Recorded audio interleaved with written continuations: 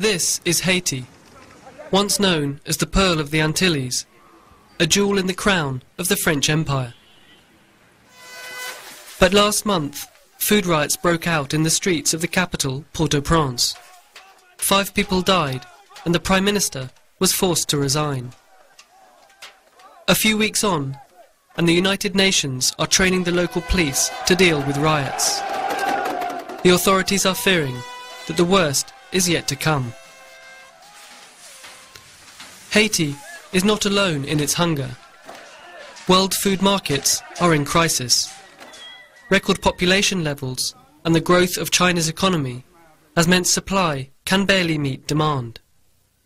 Add poor harvests, rising fuel prices, and the global cost of feeding a family, whether in Europe, Asia or the Americas, has rocketed.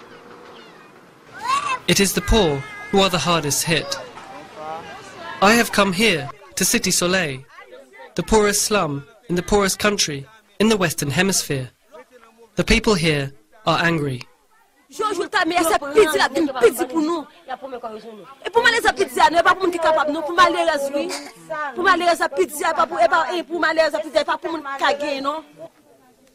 The Haitian crisis is so extreme, it forces people to eat mud cookies, called pica, to relieve hunger. It's a desperate Haitian remedy made from dried mud and dirt.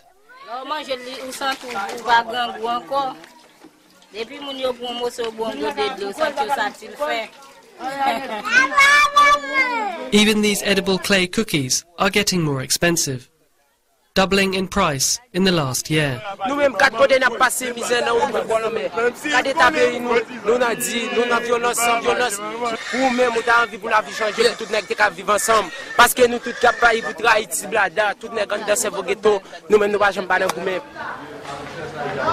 This is a hospital in the centre of Port-au-Prince. These 2 pregnant women were both found collapsed on the street. She was very hungry, so she felt bad and fell on the street, and people brought her here at the hospital. The World Food Programme estimates that because of hunger, up to 50% of Haitian women are now anemic. The WFP is now feeding 1.7 million Haitians and is now running desperately low on supplies. Here we're in a nutritional center in a hospital, assisting people that are suffering for the increasing food prices that is affecting everywhere in Latin America and in all the world. Showing that there will be 10 more million people in need of food in Latin America and the Caribbean due to this food crisis, food prices crisis. The sad fact is that in the back streets of Port-au-Prince, one can find markets selling food. The problem is that these basic goods are now out of reach of the poorest people in the Americas. The small traders can no longer sell their wares. Yo pason here sick.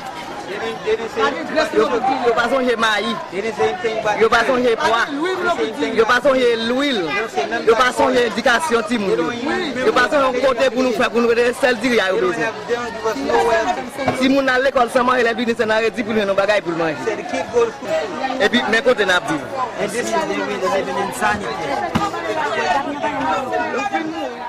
The startling thing about this market is not just the high prices, but that almost all of the produce is imported. Haiti has one of the best soils for farming in the Caribbean. Yet almost everything, even eggs, are coming from abroad. So you have a country in the beginning of the 21st century which is completely decapitalized, and in the last 25 years no funds has been put in place into construction, infrastructure, and rebuilding this country really.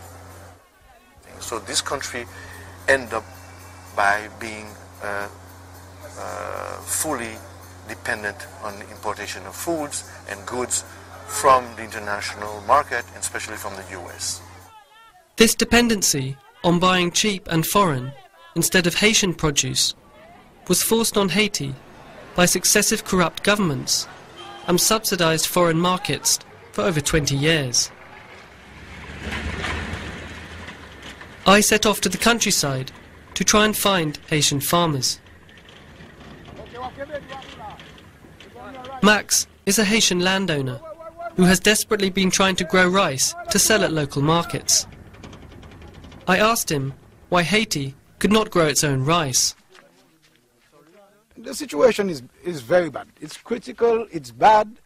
Those people, the producers, the farmers, we have no support from nobody, from nowhere. We cannot compete with the other farmers who has all the technology to back them up, and they have the subsidies, the money to help them grow, and we don't have anything. How can we produce? Give me the tools to do it, we'll do it. En green background, ouais, c'est fini. Pas de plan, pas d'engrais, nous pas une machine à tirer, nous sécler, nous fait. Total dependency on imports has left Haiti and its fragile population at the mercy of global markets. Now world food prices have risen, Haiti has no safety net or safety plan. Jesse Jackson recently arrived in Port-au-Prince to meet with the Haitian political opposition.